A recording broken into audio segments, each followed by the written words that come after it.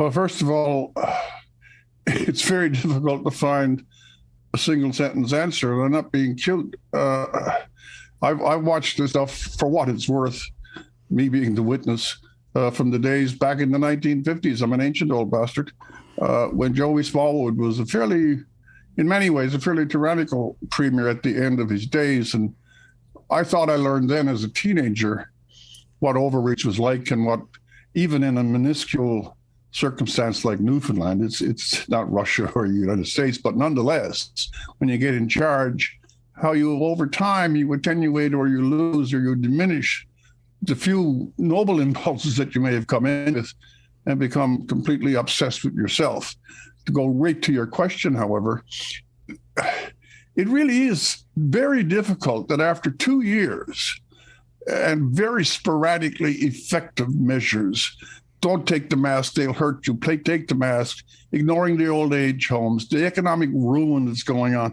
And after we go through 2 whole years of this third variant, you mentioned, the Omicron comes in, the information comes by, and as you point out, major and responsible countries, after the 2 years, realizing that, okay, we're into a milder circumstance, we cannot continue claustrophobically to restrict our citizens from their basic rights, they start to lift them. Serious countries start to lift the mandates. And so at the tail, and also, as you mentioned, some of the provinces in Canada. And at this point, a single group, the truckers, who for 2 years were going around delivering food and being regarded as heroes. They live, as people have pointed out, solitary lives. They're alone in their trucks. But after 2 years, at the very, very end, a core of those truckers, and it could be from principles of civil liberties. It could be because they believe that they've already had COVID and therefore they have immune. In other words, there's a whole host of rational reasons that some people would say, no, I have occupation and it's 2 years and all these things are going away. And instead, they're threatened. Their livelihoods are threatened. Their actual livelihoods. And then they I got to get this in.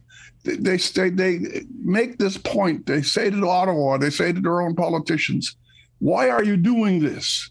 You know, we have worked like others have not worked. We have worked as hard as the medical staff. We have worked as hard as the grocery clerks. And we are the people bringing you the food and, by the way, the supplies for the hospitals. So of all the people to single out the working class trucker, and then they go across Canada in the middle of the winter. There's a week's warning, and here's the key: at no point did any substantial authority, backbencher, minister of finance, or prime minister send out either a delegation or himself and say, look, these guys and gals in these trucks are the heart and soul of this country. Come in and let's have a chat. We're Canadians. We talk about things. We have prided ourselves ever so much that we're so polite and we're so compromising. We say sorry when someone else hits us. So where did the ethic, the intrinsic ethic of the Canadian temperament disappear?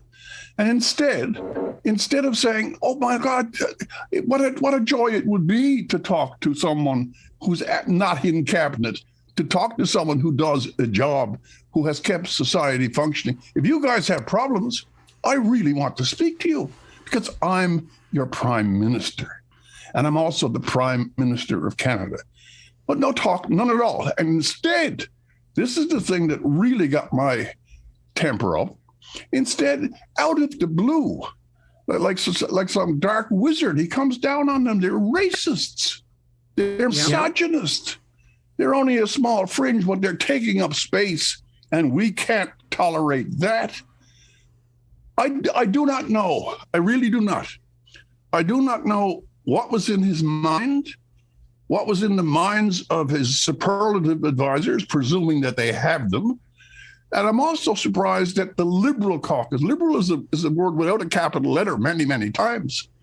How come all those backbenchers, some of them from the Atlantic provinces, who know the working class, who know fishermen and loggers and miners and oil workers and truckers, they're a class.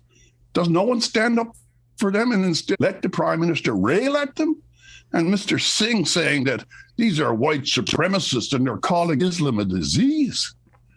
Whenever I hear the word irresponsible tossed at the Ottawa protest, it turns me upside down.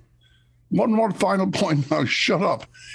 When have you seen, when in America or in Canada, a 2.5-week protest by BLM or Antifa or some environmental group, and not a window smashed, not a police officer attacked, no burning of buildings, no shouting curse words at the police forces, no intimidation? This has been a classic Canadian protest in this